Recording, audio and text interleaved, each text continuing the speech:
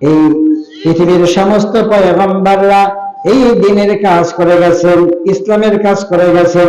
দ্বীনকে আল্লাহর জমিনে, আল্লাহর কুরআনকে, আল্লাহর দ্বীনকে প্রতিষ্ঠিত করার চেষ্টা করেছে।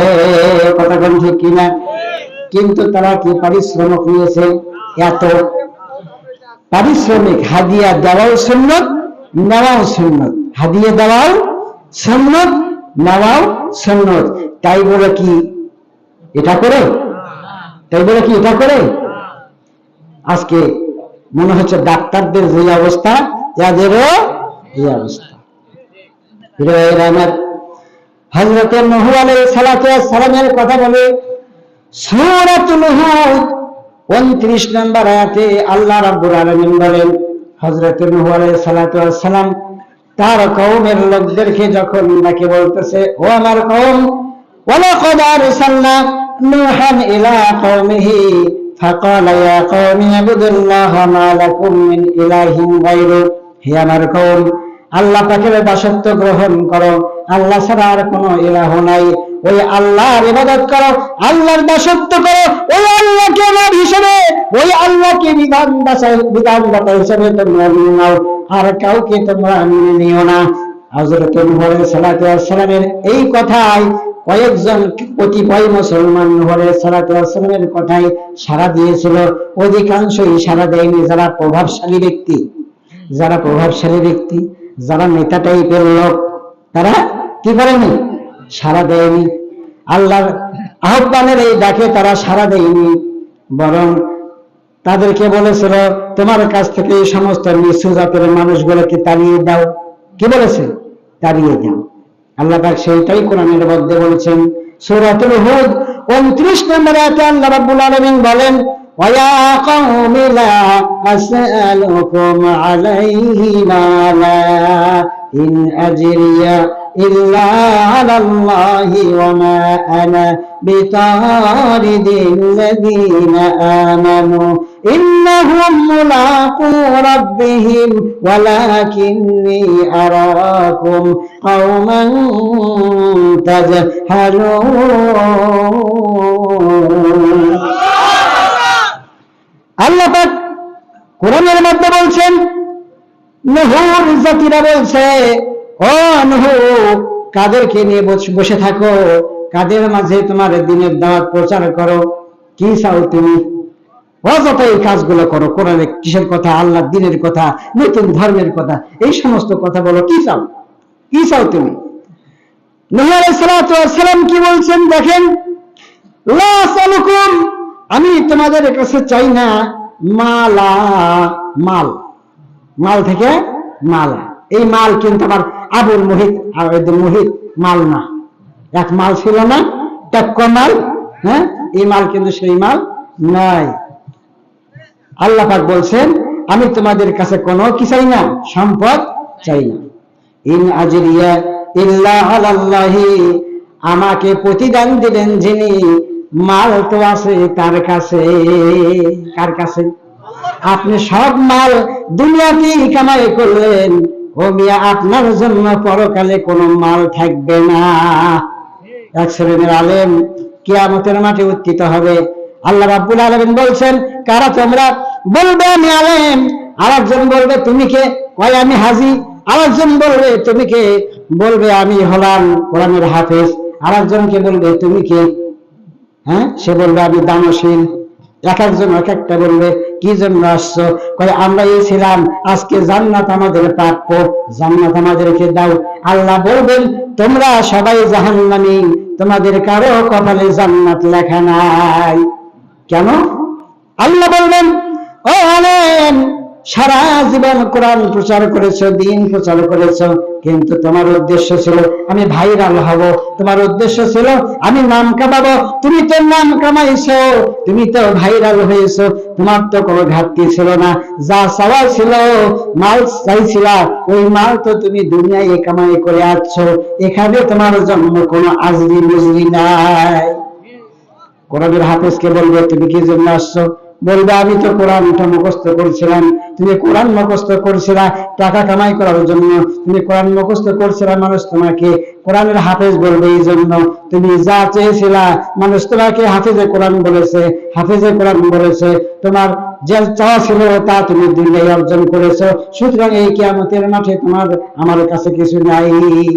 আল্লাহু আকবার কর। এরপর যিনি সমাজসেবক সে বলবে আমি কত দান করলাম। আল্লাহ পাক বলবে দান তো করছো ওই যে রমজানের মধ্যে, হ্যাঁ, যাকাত ফিতরা শাড়ি, শাড়ি আবার যাকাত ফিতরা ভাই কেমনি? শাড়ি তো শাড়ি, আপনি দিবেন ভালো শাড়ি, আপনি গরিব মিসকিনদের জন্য যাকাত ফিতরার মার্কেট থেকে আলাদা শাড়ি আপনি কিনে নিয়ে যাচ্ছেন। তাহলে এটা কি দানশীল হওয়ার জন্য নাকি নাম কামানোর জন্য? আল্লাহ বলবে তুমি নাম কামাইছো, আমার কাছে তোমার কিছু নাই। হাজিদেরকে ডাক দিয়ে বলবে তুমি কি জন্য আসছো? কই আমি হাজি, তোমার কাবা আমি দেখে আসছি, তোমার কাবার আমি হজ করে আসছি। আল্লাহ বলবে তুমি তো সেটা করছো যে মানুষ আমাকে আলহাজ বলবে। কি বলবে? আলহাজ বলবে। তোমাকে তো মানুষ আলহাজ বলছে, তুমি যেটা চাইছো সেইটা পাইছো। আসলে যেটা করার দরকার ছিল তুমি সেইটা করনি, এই জন্য তোমার সারা দুনিয়াতেই পরিপূর্ণ হয়ে গেছে, এখানে তোমার কোনো আজরি মজরি নাই। প্রিয় ভাইয়েরা, আমি যে আয়াতটা তেলাওয়াত করেছি, ইন্নাল্লাহা ইউহিব্বুল্লাযীনা ইউকাতিলুনা ফি সাবিলিহি সাফফান কাআন্নাহুম বুনয়ানুম মারসুস, এই আয়াতটা বলে আল্লাহর এই জমিনে আল্লাহর দ্বীনের পথে লড়াই করা, সংগ্রাম করা আল্লাহ পাকের কাছে সবথেকে প্রিয় কাজ। দেখেন হাজী সাহেবরা যারা হজ করেছে, আমার বাম পাশেও মনে হয় দুইজন ভাই আছেন, খায়রুল হুজুর আছেন, তিনিও হজ করেছেন। ওখানে একটা তালবিয়া পাঠ করতে হয়, যেটা আপনারাও অনেক সময় পাঠ করেন, লব্বাইক লব্বাইক আল্লাহুম্মা লব্বাইক ইন্নাল হামদা ওয়ান নি'মাতা লাকা ওয়াল মুলক। আমি একটা শব্দ একটু আপনাকে বোঝানোর চেষ্টা করি। লাকা ওয়াল মুলক তার মানে কি? আপনি প্রথমে বললেন আল্লাহ আমি হাজির, আল্লাহ আমি হাজির, ইন্নাল হামদা সব প্রশংসা তোমার, ওয়ান নি'মাতা সমস্ত নিয়ামত তোমার। তারপরেই আপনি যে কথাটা বলেছেন সেটা কি আপনি বুঝে বলছেন? আল্লাহ বলছেন তুমি বলছো লাকা ওয়াল মুলক, অর্থাৎ সমস্ত পৃথিবীর রাজত্ব একমাত্র তার। একমাত্র মুলক মানে কি? রাষ্ট্র। মুলক মানে তাবারাকাল্লাযী বিয়াদিহিল মুলক, আছে না নেই? আছে।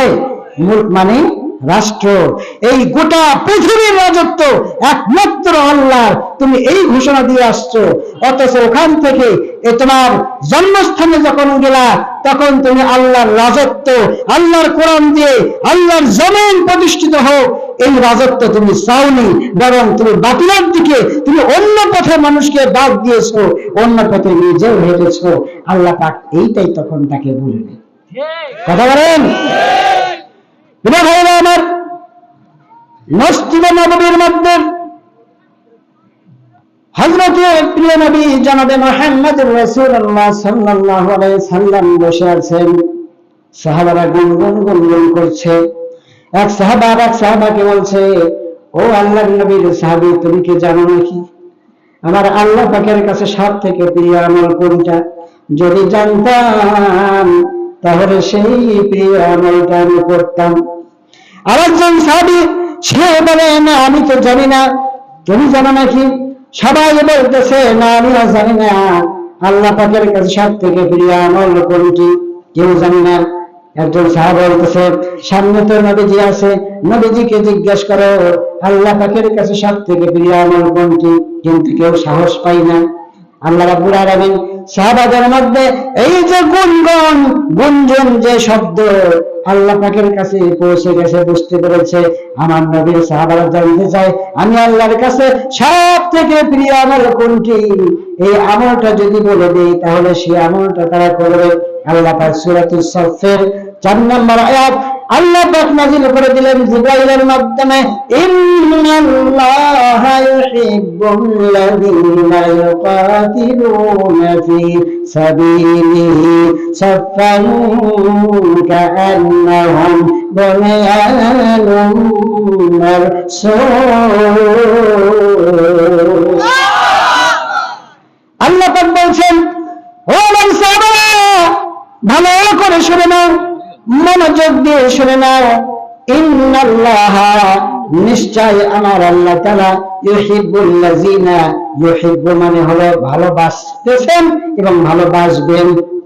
আল্লাহ পাক ভালোবাসতেছেন, ভালোবাসবেন ওই সমস্ত মানুষদেরকে ইউকাতিলুনা ফি সাবিলিহি, আল্লাহর দ্বীন কায়েমের রাস্তায় যারা লড়াই করে, সংগ্রাম করে, সময় দেয়, অর্থ দেয়, তাদের জীবনটা দিয়ে দেয়, তাদের মালটা দিয়ে দেয়, সব কিছু আল্লাহর দ্বীন কায়েমের জন্য যারা দিয়ে দেয়, আল্লাহ পাক বলছেন কেমন করে দেয়, কাআন্নাহুম বুনিয়ানুম মারসুস, শীষের ঢালা প্রাচীরের নাই, কাঁধে কাঁধ মিলিয়ে, হাতে হাত মিলিয়ে তারা এক কাতারে সারিবদ্ধ হয়ে আল্লাহর দ্বীন কায়েমের রাস্তায় যারা লড়াই সংগ্রাম করে, আমি আল্লাহ তাদেরকে সব থেকে বেশি ভালোবাসি। প্রিয় ভাইরা আমার, আল্লাহ পাক নামাজের কথা বললেন না, যারা নামাজ পড়ে আমি তাদেরকে বেশি ভালোবাসি। আল্লাহ পাক যাকাতের কথা বললেন না, যারা যাকাত দেয় আমি আল্লাহ সব থেকে তাদেরকে বেশি ভালোবাসি। আল্লাহ পাক রোজার কথা বললেন না, যারা রোজা করে আমি আল্লাহ তাদেরকে সব থেকে বেশি ভালোবাসি।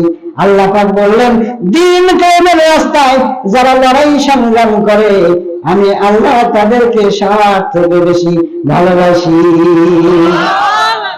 তাহলে দ্বীন কায়েম করা ফরজ না নফল?